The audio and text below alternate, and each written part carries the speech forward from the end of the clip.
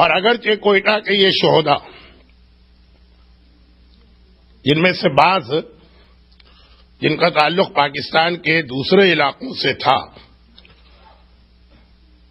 اور ان کی میتیں ان کے اپنے علاقوں میں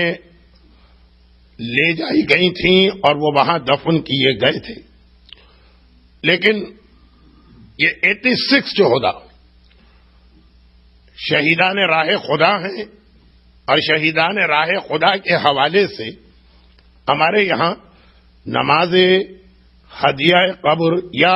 ہدیہ میت یا وحشت کا رواج نہیں، نماز وحشت۔ لیکن بہرحال حکم اسلامی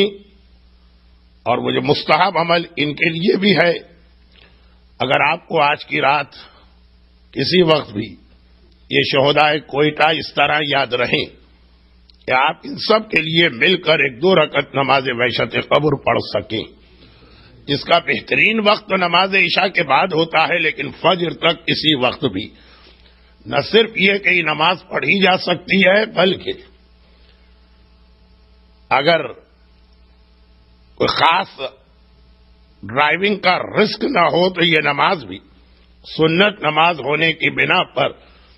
چلتے پھرتے گاڑی میں بیٹھ کر حتیٰ ڈرائیونگ کرتے ہوئے بھی پڑھی جا سکتی ہے۔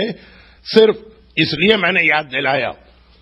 وضو ضروری ہے، باتیں نہ کی جائے نماز کے دوران، صرف اس لیے یاد دلایا کہ ہو سکتا ہے کہ بعض افراد کا گھر یہاں سے اتنے فاصلے پر ہو کہ وہ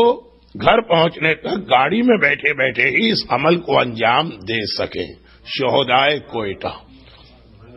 پاکستان کی تاریخ اور ایک حد تک 21 سینچری میں پوری دنیا میں صاحبان ایمان پر جو ظلم کیا جا رہا اس کو دیکھتے ہوئے